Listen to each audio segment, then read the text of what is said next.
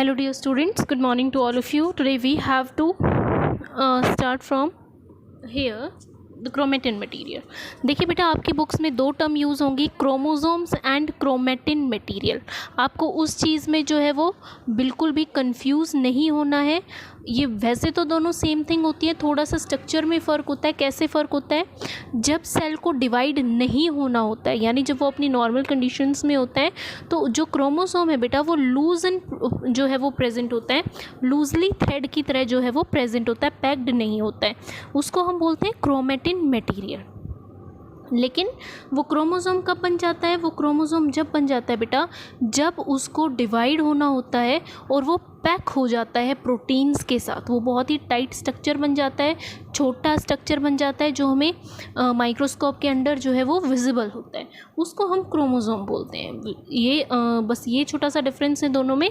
Otherwise दोनों ही क्या है? थ्रेड लाइक स्ट्रक्चर है जिसके ऊपर डीएनए प्रेजेंट होता है, जीन्स प्रेजेंट होते हैं. डीएनए की फुल फॉर्म होती है आपकी डीऑक्सी राइबो न्यूक्लिक एसिड्स, और प्रोटीन्स एसोसिएटेड होते हैं हिस्टोन प्रोटीन्स. तो दिस इज़ क्रोमेटिन मटेरियल. जब इसकी पैकिंग होगी तो वो क्रोमोसोम में कन्वर्ट हो जाएगा, और क्रोमोसोम में जो पैकिंग होती है वो किसकी हेल्प से होती है?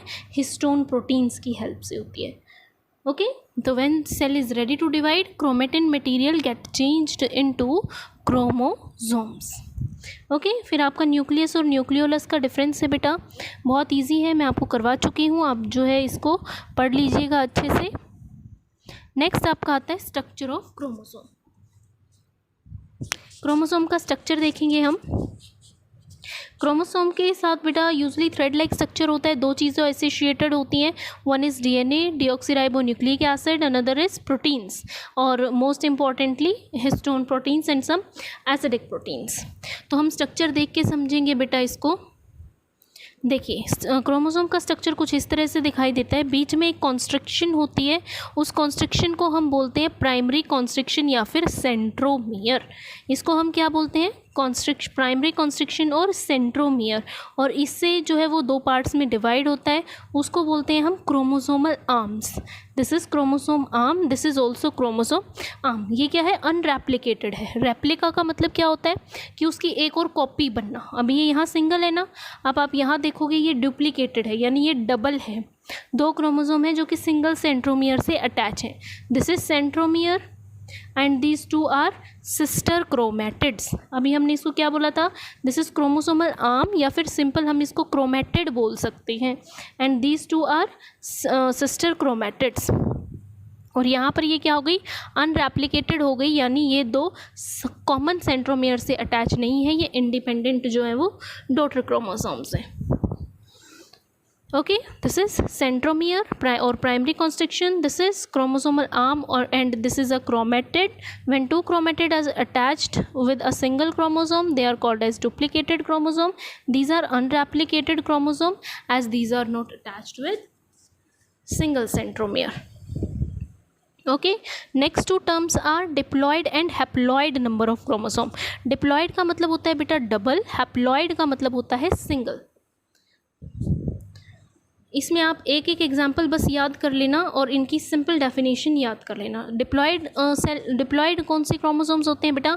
जिनके अंदर क्रोमोसोम्स की जो है वो एक एक कॉपी भी प्रेजेंट होती है, डबल में प्रेजेंट होते हैं. जैसे कि हम ह्यूमंस होते हैं, हमारे अंदर बेटा कितने क्रोमोसोम्स प्रेजेंट होते हैं? टोटल 46 क्रोमोसोम्स जो हैं वो प्रेजेंट होते हैं, और we can say that 23 pairs present होते हैं, पेयर्स की फॉर्म में प्रेजेंट होते हैं. इसलिए क्या बोला जाता है? डिप्लॉयड. जैसे दिस इज इस तरह से जो है वो पेयर में प्रेजेंट होते हैं. तो हमारे अंदर क्या, हम कैसे होते हैं? डिप्लॉयड ऑर्गेनिज्म होते हैं, क्योंकि हमारे अंदर जो क्रोमोसोम्स हैं वो किसकी फॉर्म में प्रेजेंट होते हैं? डुप्लीकेटेड फॉर्म में प्रेजेंट होते हैं. डिप्लॉयड फॉर्म में, डबल फॉर्म में प्रेजेंट होते हैं. सबका एक एक रेप्लिका होता है. Okay, next is haploid. Haploid क्या होता है बेटा? जिसके अंदर सिंगल ही क्रोमोसोम प्रेजेंट होता है, मतलब वो पेयर्स में नहीं होते हैं. कुछ इस तरह से उनके क्रोमोसोम्स जो हैं वो प्रेजेंट होते हैं. Those organisms are called as haploid organisms और हैप्लॉयड सेल. नेक्स्ट इज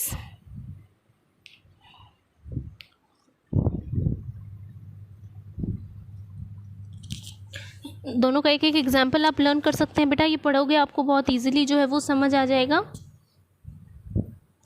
तो जो डिप्लॉयडी होती है बेसिकली इसकी क्या सिग्निफिकेंस होती है बेटा, आपको पता है reproduction is of 2 type, sexual reproduction and asexual reproduction.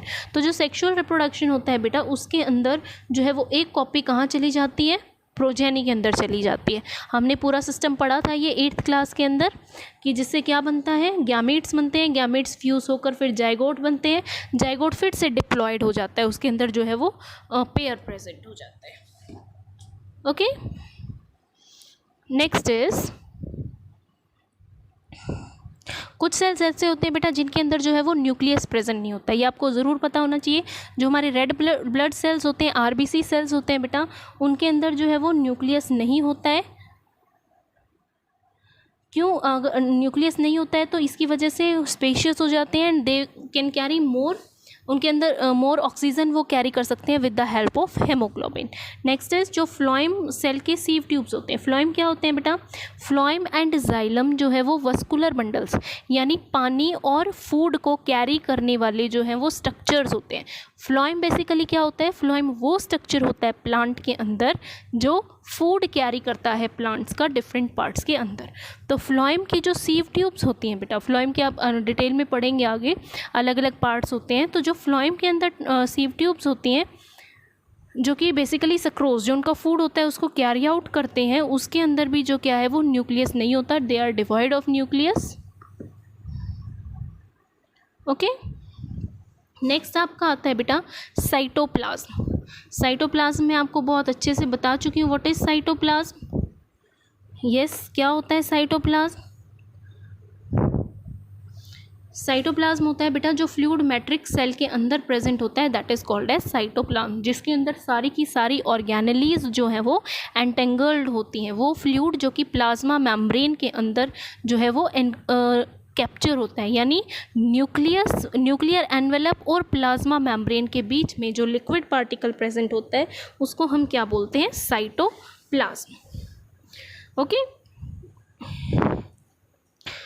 तो अब साइटोप्लाज्म बेसिकली 2 पार्ट्स में जो है वो डिवाइड किया गया है, एंडोप्लाज्म और एक्टोप्लाज्म। एंडोप्लाज्म कौन सा होगा, एंडोप्लाज्म वो होगा बेटा जो कि अंदर की तरफ प्रेजेंट होगा यानी अराउंड द न्यूक्लियस प्रेजेंट होगा। एक्टोप्लाज्म कौन सा होगा, जो बाहर की तरफ प्रेजेंट होगा यानी जो सेल मेम्ब्रेन या प्लाज्मा मेम्ब्रेन के आसपास जो है वो प्रेजेंट होगा, उसको हम सेल कॉर्टेक्स या फिर एक्टोप्लाज्म बोलते हैं। जो एंडोप्लाज्म होता है बेटा वो थोड़ा गाढ़ा होता है, ग्रैन्युलर होता है, ग्रैन्यूल्स छोटे छोटे उसके अंदर प्रेजेंट होते हैं। और जो एक्टोप्लाज्म होता है, एक्टोप्लाज्म बिल्कुल क्लियर होता है, ग्लासी जो है वो होता है। ठीक है, next is cytosol. Cytosol is also a part of, just a minute, cytosol is also a part of cytoplasm. ये क्या होता है, ये सॉल्यूबल पार्ट होता है बेटा साइटोप्लाज्म का, जिसके अंदर आपकी वेरियस चीज़ें जो है वो सॉल्यूबल होती है, जो बेसिकली क्या बनाती हैं, बैकग्राउंड मटेरियल बनाती हैं, जिसके अंदर सारी ऑर्गेनेलीज एंटेंगल्ड होती हैं। जो लिक्विड पार्ट जो कि बैकग्राउंड फॉर्म करता है उसको हम क्या बोलते हैं, साइटोसोल बोलते हैं। इसके अंदर बहुत सारी प्रोटीन फाइबर्स होती हैं जिसको बोला जाता है साइटोस्केलेटल, जिसकी वजह से जो है वो साइटोसोल मूव कर पाता है, that is called as cytoskeletal. Okay, otherwise ये बिल्कुल ट्रांसपेरेंट होता है बेटा, ट्रू सॉल्यूशन होता है, दैट मीन्स अच्छे से मिक्सअप हुए होते हैं क्या क्या, सम सॉल्ट्स, शुगर, अमीनो एसिड, कुछ न्यूक्लियोटाइड्स, विटामिन्स और कुछ डिजॉल्व्ड गैसेस जो हैं वो इसके अंदर प्रेजेंट होती हैं। और बहुत सारे पार्टिकल ऐसे होते हैं जो कोलॉइडल सॉल्यूशन बनाते हैं, कौन सी, जो कि लार्ज प्रोटीन्स होती हैं जो कि ट्रू सॉल्यूशंस की तरह इसके अंदर मिक्स नहीं हुई होती हैं। ओके, उसके बाद बॉक्स 2.9 अभी के लिए आप मत करिएगा, अभी के लिए आपको साइटोप्लाज्म का इतना ही पार्ट इनफ है। दूसरा पार्ट कौन सा हो जाएगा, साइटोप्लाज्म का जो सेल ऑर्गेनेलीज है, क्योंकि साइटोप्लाज्म के अंदर सेल ऑर्गेनेलीज जो है वो एंटेंगल्ड होती हैं बेटा।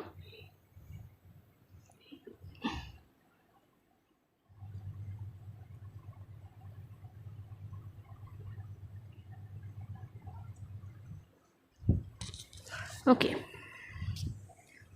तो साइटोसोल का क्या क्या फंक्शन हो गया, बेसिकली सारे केमिकल्स इसमें प्रेजेंट होते हैं। तो ये स्टोरेज हो गया basically, amino acids, glucose, vitamin सभी हमने पढ़ा, जो ट्रू सॉल्यूशन उसके अंदर बताते हैं। इसके अंदर सारे के सारे मेटाबॉलिक पाथवेज यानी जितनी भी बायोकेमिकल रिएक्शंस होती हैं, सारी नहीं, बहुत इंपॉर्टेंट कुछ होती हैं, जैसे कि ग्लाइकोलाइसिस। ग्लाइकोलाइसिस क्या होता है? ग्लूकोज का टूटना। Breakdown of glucose to release energy is called as glycolysis. तो जो ये ब्रेकडाउन होता है ये भी कहाँ होता है? आपका साइटोप्लाज्म के अंदर।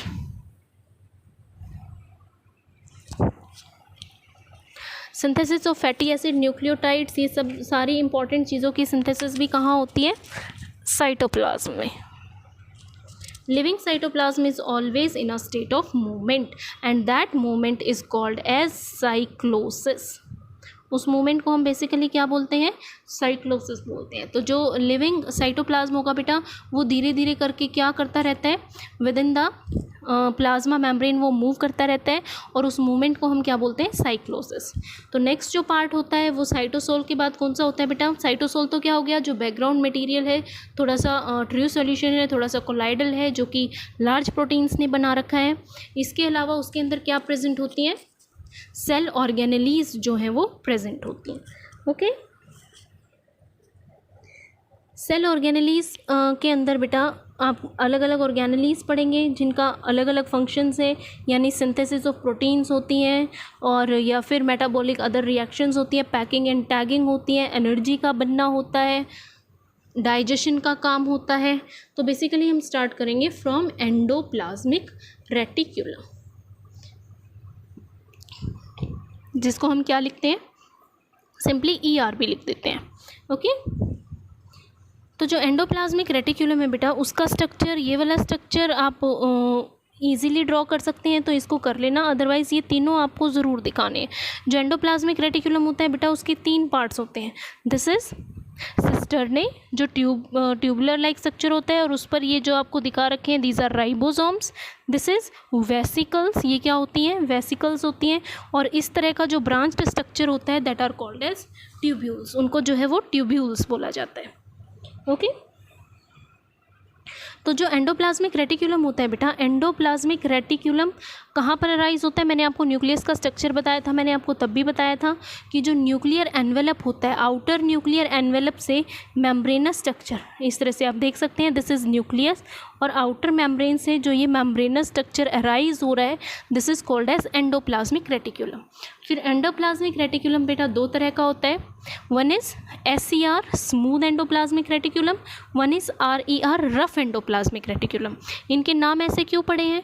रफ एंडोप्लाज्मिक रेटिक्यूलम वो होता है बेटा जिसके ऊपर क्या प्रेजेंट होता है? राइबोसोम्स प्रेजेंट होता है, that's why it is called rough endoplasmic reticulum. And this is smooth endoplasmic reticulum. Smooth endoplasmic reticulum का मतलब क्या होता है? कि उसके ऊपर राइबोसोम्स नहीं प्रेजेंट होते हैं। ओके, तो उसके बाद ये 3 पार्ट्स होते हैं बेटा, इनका फंक्शन क्या होता है? बेसिकली इनका फंक्शन होता है जो राइबोसोम मैंने आपको बताया था, ribosomes are called as the protein factory. तो जो रफ एंडोप्लाज्मिक रेटिक्यूलम होता है, रफ एंडोप्लाज्मिक रेटिक्यूलम में किसकी सिंथेसिस होती है? प्रोटीन्स की सिंथेसिस होती है। ओके, और जो स्मूथ एंडोप्लाज्मिक रेटिक्यूलम है उसके अंदर सम क्या प्रेजेंट होते हैं? लिपिड्स की सिंथेसिस होती है, सॉरी। ओके, तो ये आप याद रखना, लिपिड्स की सिंथेसिस कहाँ होती है? स्मूथ एंडोप्लाज्मिक रेटिक्यूलम में। प्रोटीन्स की सिंथेसिस क्या होती है? रफ एंडोप्लाज्मिक रेटिक्यूलम में। ओके,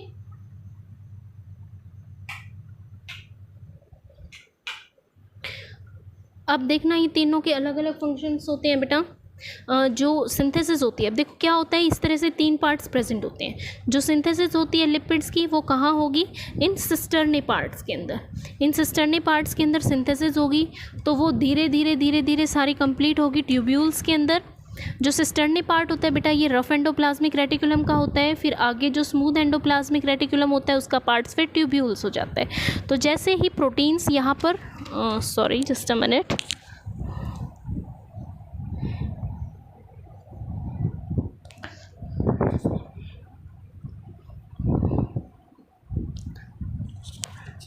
तो जो रफ एंडोप्लाज्मिक रेटिकुलम के अंदर बेटा सिंथेसिस होती है प्रोटीन्स की, वो धीरे धीरे कंप्लीट होती है ट्यूब्यूल्स तक। और ट्यूब्यूल्स के अंदर किसकी सिंथेसिस होती है?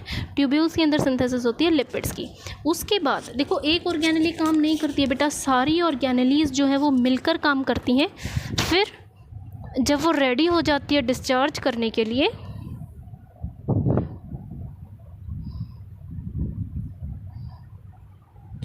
जब वो रेडी हो जाती है बेटा डिस्चार्ज करने के लिए, तो क्या होता है, वो प्रोटीन्स जो है वो इन सर्कुलर वेसिकल्स में पिंच होकर, सर्कुलर वेसिकल्स में कन्वर्ट होकर जो है वो क्या हो जाती हैं, वहाँ से पिंच ऑफ हो जाती है मेम्ब्रेन से।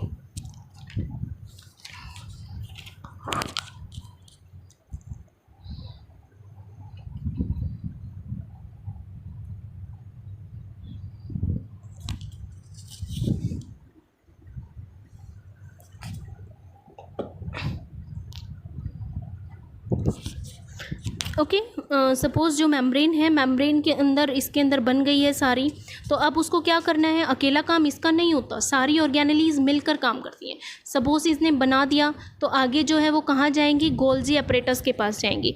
गोल्जी अपरेटस क्या करता है बेटा, गोल्जी अपरेटस बेसिकली पैकिंग और टैगिंग का काम करता है, यानी उसको इस तरह से पैक कर देता है कि बाहर कोई केमिकल या कोई भी एंजाइम प्रेजेंट हो तो उसको डिस्ट्रॉय ना कर पाए, और दूसरा उसको राइट प्लेस पर पहुंचाए कि अगर उसको प्लाज्मा मेम्ब्रेन में जाना है या किसी और ऑर्गेनेली को ज़रूरत है तो बेसिकली उसको एड्रेस प्रोवाइड करती है और उसको पैक करती है। तो वहाँ तक भी तो उसको सेफली पहुंचाना ज़रूरी है, इसलिए वो इन वेसिकल्स के अंदर जो है वो एम्बेडेड होकर कहाँ चली जाती है, नेक्स्ट ऑर्गेनेली के पास चली जाती है। ओके, तो ये उन तीनों की फंक्शन है। नेक्स्ट आपका आता है बेटा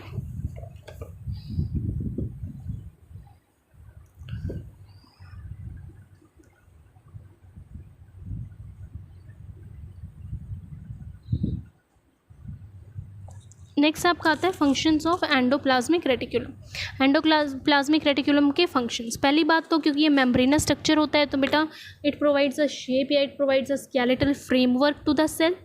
दूसरा, ये distribution of nuclear material from one cell to another, क्योंकि ये किससे अटैच होता है, बेसिकली न्यूक्लियस से अटैच होता है, इसलिए ये न्यूक्लियर मटेरियल के डिस्ट्रीब्यूशन में भी हेल्प करता है।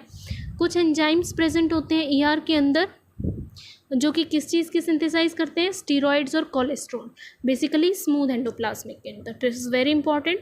स्मूथ एंडोप्लाज्मिक रेटिकुलर का फंक्शन क्या होता है, फैट सिंथेसिस होती है, लिपिड्स, स्टीरॉइड्स और कोलेस्ट्रॉल की जो है वो सिंथेसिस होती है। जो रफ एंडोप्लाज्मिक रेटिकुलम होता है वहाँ पर राइबोसोम्स होते हैं, तो वहाँ पर जो है वो प्रोटीन्स का ट्रांसपोर्ट और प्रोटीन्स की सिंथेसिस जो है वो प्रेजेंट होती है। Then this paragraph is very important beta, you have to study this very carefully. Some special functions of endoplasmic reticulum. First is detoxification. What is detoxification? Detoxification का मतलब होता है कि अगर कोई हार्मफुल केमिकल हमारी बॉडी के अंदर चला गया है तो जो लीवर के एंडोप्लाज्मिक रेटिकुलम होते हैं बेटा वहाँ पर वो डिटॉक्सीफाई होता है, यानी वो सिंपलर सब्सटेंस के अंदर टूट कर इस लायक होता है कि उसको हमारी बॉडी से जो है वो निकाला जा सके। वो किसी भी तरह का हो सकता है, जैसे ड्रग्स हैं, एस्पायरिन है, इंसेक्टिसाइड्स हैं, एट्सेट्रा एट्सेट्रा। ओके, तो डिटॉक्सिफिकेशन क्या होता है, डिटॉक्सिफिकेशन होता है बेटा कि जो टॉक्सिक या पॉइजनस सब्सटेंस हैं उनको क्या करना, बिल्कुल सिंपल प्रोडक्ट्स के अंदर कन्वर्ट करना और बॉडी से रिमूव आउट करना, बेसिकली उनकी टॉक्सिक प्रॉपर्टीज़ को ख़त्म करना, that is called as detoxification. Next is glycolipids, phospholipids और कोलेस्ट्रॉल की सिंथेसिस होती है, ये हमने अभी पढ़ा है। जो ग्लाइकोलिपिड्स फॉस्फोलिपिड्स हैं बेटा these are names of compounds. इसके अलावा कुछ हार्मोन्स हैं स्टीरॉइड्स और प्रोटीन्स की फॉर्म में, ऑब्वियसली वो भी यहाँ सिंथेसाइज होंगे। नेक्स्ट इज जो लाइसोसोम्स के एंजाइम होते हैं, हमने लास्ट टाइम किया था बेटा जब हम एक्सोसाइटोसिस और एंडोसाइटोसिस कर रहे थे, उसमें हमने लाइसोसोम्स पढ़ा था कि लाइसोसोम्स के अंदर क्या होता है, डाइजेस्टिव एंजाइम्स प्रेजेंट होते हैं। तो वो एंजाइम्स भी प्रोटीन्स की ही फॉर्म होती है बेटा। हमारी बॉडी के अंदर मैक्सिमम जो है वो प्रोटीन्स से चीज़ें बनी हुई होती हैं, तो प्रोटीन्स से ही वो एंजाइम्स बने हुए होते हैं। तो वो प्रोटीन्स भी कहाँ सिंथेसाइज होंगी, एंडोप्लाज्मिक रेटिकुलम के अंदर। ओके, नेक्स्ट इज जो मेम्ब्रेन होती है प्लाज्मा मेम्ब्रेन का हमने स्ट्रक्चर पढ़ा था फ्लूइड मोजाइक मॉडल में। उसमें क्या था, फोस्फोलिपिड बाईलेयर, यानी फोस्फोरस और लिपिड्स का बाईलेयर था बेटा। तो फोस्फोरस और लिपिड्स दोनों कहाँ सिंथेसाइज हो रहे हैं, दोनों यहीं सिंथेसाइज हो रहे हैं हमारी एंडोप्लाज्मिक रेटिकुलम के अंदर। तो they also responsible for that. Another very important term is endomembrane system and membrane biogenesis. Biogenesis का मतलब होता है बेटा कोई भी चीज़ जब न्यूली सिंथेसाइज होती है, that is called as biogenesis. उसको हम क्या बोलते हैं, बायोजेनेसिस बोलते हैं। एंडोमेम्ब्रेन सिस्टम क्या होता है, एंडोमेम्ब्रेन सिस्टम होता है कि जितनी भी ऑर्गेनेलीज हैं सभी ऑर्गेनेलीज एक दूसरे के साथ कोऑपरेट करके काम करती है, that is called as endomembrane system.